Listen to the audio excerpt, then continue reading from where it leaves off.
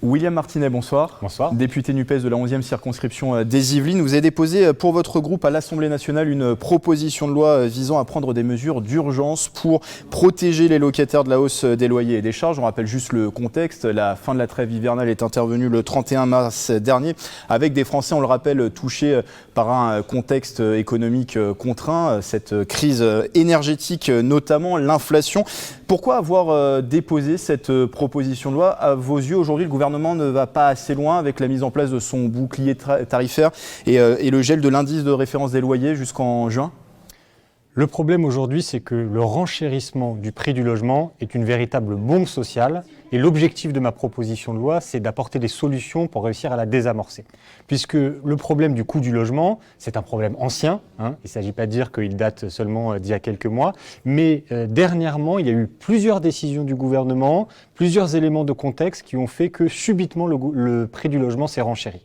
Donc il y a une décision du gouvernement qui est particulièrement regrettable, c'est celui en juillet dernier d'avoir décidé d'augmenter l'IRL, l'indice de référence des loyers, de 3,5%. Donc cela permet en cours de bail qu'un bailleur décide d'augmenter de 3,5% les loyers. C'est un chiffre historique, ça de manière on n'a jamais unilatérale. Eu autant. Exactement, c'est ça. C'est vraiment, on parle de locataires qui ont déjà signé un bail et qui reçoivent un courrier de leur bailleur disant ça va être à partir de maintenant 3,5% plus cher. Donc ça, c'est un premier problème. Et deuxième problème que nous avons et qui concerne beaucoup d'habitants de ma circonscription, c'est celui du renchérissement du prix des charges. Parce que vous savez qu'il y a actuellement une crise sur le marché de l'énergie qui fait que l'électricité et le gaz coûtent beaucoup plus cher et les bailleurs sociaux, mais aussi les copropriétés, n'ont pas accès aux tarifs réglementés de l'énergie. Donc quand les prix sur le marché explosent, ils doivent répercuter ça sur les charges qui sont facturées aux locataires. Et moi j'ai pu constater, si je ne parle que des bailleurs sociaux, de locataires de Séquence, de Résidence Yvelines-Essonnes, de Val-Office, donc là on parle de plusieurs villes de la circonscription,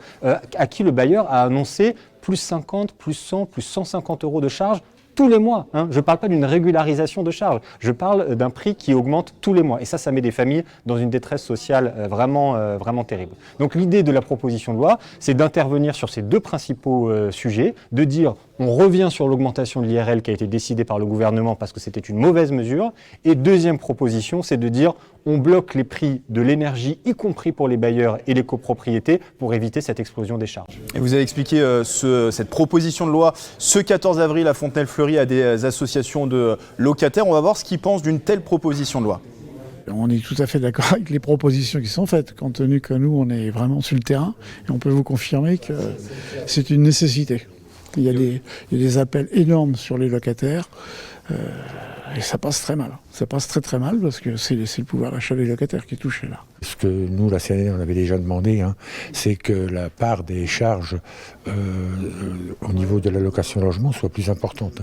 Parce que l'allocation logement actuellement à 95%, c'est sur le loyer. Mais le loyer, il bouge moins finalement que les charges. Là, je ne sais pas si vous avez vu, mais sur certaines résidences, les gens ont 800, 150 euros d'augmentation par mois de charges.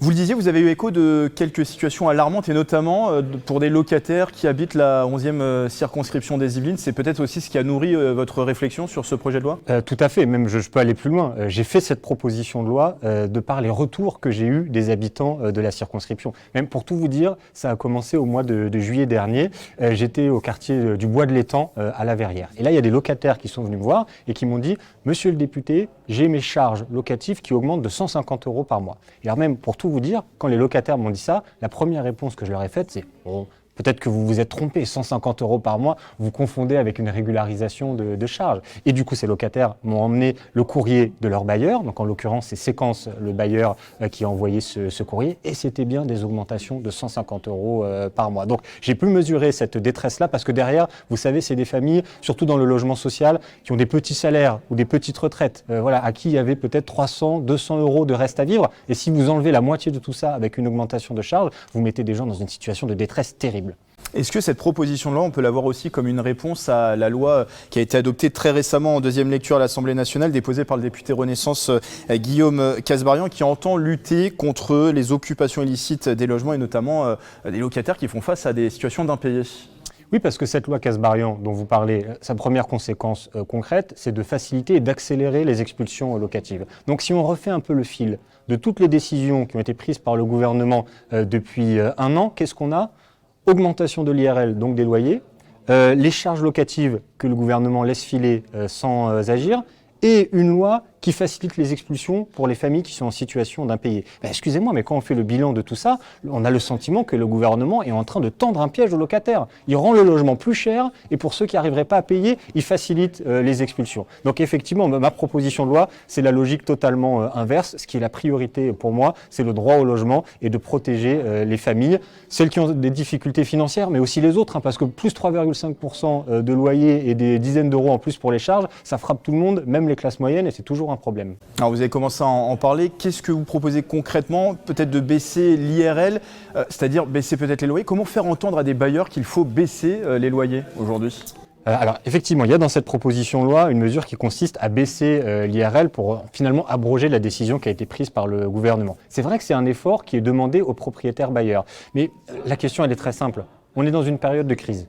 C'est difficile pour tout le monde. Il y a un problème de pouvoir d'achat, les prix qui explosent. Donc la question c'est, à qui doit-on demander des efforts dans cette période? Est-ce qu'on le demande aux locataires qui sont principalement des salariés généralement modestes ou de classe moyenne, qui sont aussi beaucoup des jeunes, des étudiants? Est-ce que c'est à eux qu'on demande l'effort ou est-ce que c'est aux propriétaires bailleurs? Moi, je pense que c'est plus raisonnable de le demander aux propriétaires bailleurs. Encore une fois, l'effort qu'on demande, c'est juste de dire n'augmentez pas le loyer. C'est quelque chose de tout à fait raisonnable. Où on en est actuellement dans le parcours législatif? La loi est déposée, elle doit être encore validée, c'est ça aujourd'hui? Oui, alors j'ai déposé cette loi. Il faut que l'administration de l'Assemblée nationale valide qu'elle soit bien conforme, ce qui, je pense, ne posera pas de questions. Par contre, après, le vrai sujet, c'est est-ce que cette proposition de loi sera mise à l'ordre du jour de l'Assemblée nationale? Et ça dépend de ce qu'on appelle la conférence des présidents à l'Assemblée nationale, avec une majorité de députés qui sont du côté des macronistes. Donc, pour l'instant, je ne me fais pas d'illusions sur le fait que ce n'est pas demain que cette proposition de loi soit à l'ordre du jour. Et en même temps, je me dis que cette question de l'augmentation des loyers et des charges, elle concerne toute la population et du coup tous les députés sont concernés, quel que soit leur bord politique. Parce que je sais que même chez mes collègues macronistes ou LR ou Modem ou je ne sais qui, dans leur circonscription, ils ont des locataires qui les sollicitent sur cette situation. Donc j'espère que j'arriverai à convaincre tout le monde et que peut-être dans un élan transpartisan face à l'urgence sociale, cette loi elle puisse être étudiée et adoptée. Oui, une question très importante, vous le dites, vous pensez qu'on peut débattre dans un climat serein? On sait que le climat a été tendu très dernièrement avec cette réforme des retraites. Mais pourquoi est-ce que le climat est tendu? À cause de la détresse sociale des gens. Voilà, tout simplement. Pourquoi est-ce que les gens s'opposent avec vigueur à la réforme des retraites? Parce que travailler 2 ans de plus, c'est quelque chose qui leur paraît très compliqué. Et donc là, c'est la même chose sur la question du pouvoir d'achat. Il va bien falloir un jour prendre à bras-le-corps cette question du pouvoir d'achat. Qu'est-ce qu'on voit maintenant? C'est que même dans les supermarchés, on a des antivols qui sont mis sur la viande. Enfin, je veux dire, on est arrivé dans quelque chose où l'inflation, elle met les gens dans une situation de grande détresse. Donc il faut agir. Et quel est un des principaux postes de dépenses des Français, surtout ceux de région parisienne, parce c'est là qu'on a le logement le plus cher, c'est payer son loyer. Donc on ne résoudra pas le problème du pouvoir d'achat et de l'inflation si on ne s'attaque pas à ce sujet des loyers qui sont trop chers. C'est ce que propose ma proposition de loi. Merci William Martinet, député de la 11e circonscription des Yvelines. Je le rappelle, vous venez de déposer donc une proposition de loi visant à prendre des mesures d'urgence pour protéger les locataires de la hausse des loyers et des charges.